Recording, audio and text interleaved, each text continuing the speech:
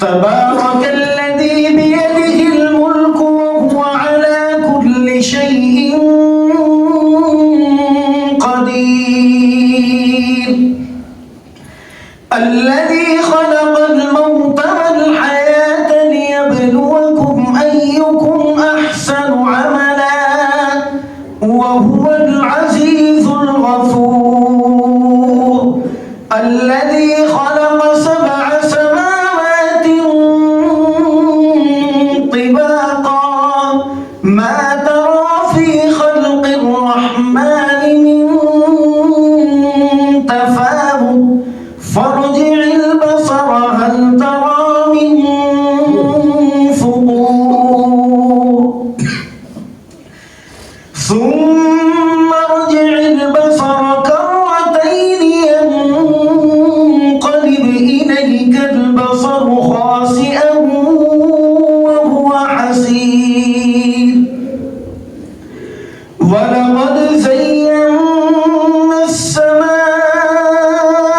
الدنيا بمصابيح وجعلناها رجوما للشياطين وأعتدنا لهم عذاب السعير وللذين كفروا بربهم عذاب جهنم وبئس المصير إذا ألقوا فيها سمعوا لها شهيقا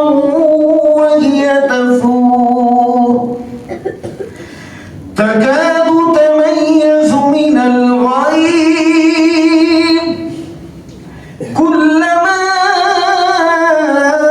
ألقي فيها فوج سألهم خزنتها ألم يأتكم نذير قالوا بلى قد جاءنا نذير فكذبنا وقلنا ما نزل الله من شيء إن أنتم إلا في ضلال كبير